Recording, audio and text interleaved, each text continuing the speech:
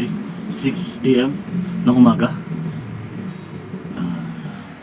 Ito yung area na aking binabantayan. Umaga, ang sarap ng panahon ngayon. Medyo malamig-lamig dito sa area ko. Ngayon pa lang, ngayong umaga pa lang, medyo malamig-lamig na kinakan. Ayan, maskat na si Haring Araw. Ito po yung aking binabantayan building. Ayan, nagpapausap na rin ako. Okay guys, good morning sa inyo lahat. Dito ako ngayon, nagtatrabaho sa May Malate. Ayan, ito yung building na binabantayan ko.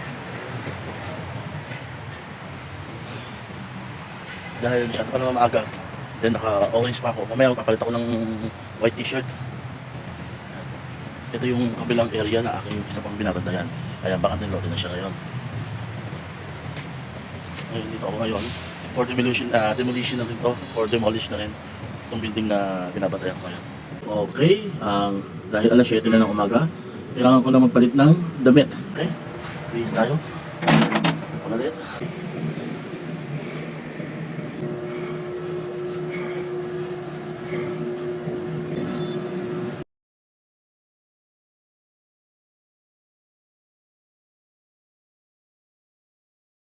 Pagtapos natin mag-report, alam mo na kung ano gagawin natin. Ay, matutulog na tayo ngayon.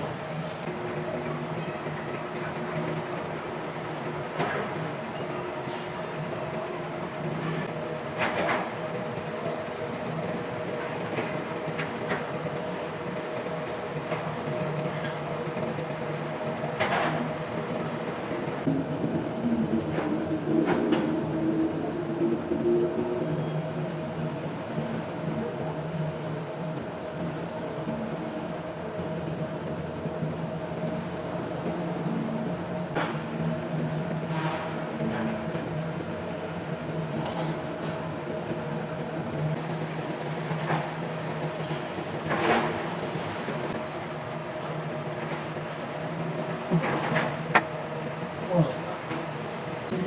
1:44 PM na pala. Ang haba na ng tulog ko. Tulog ako ulit. Bago pa.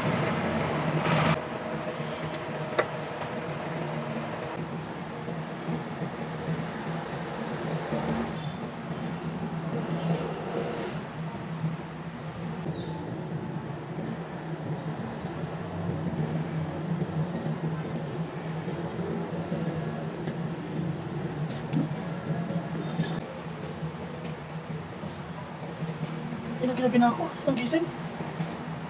Ano yan? Nakita na yung tulog ko. Oras na ba? Ano yan? 7:38 PM na.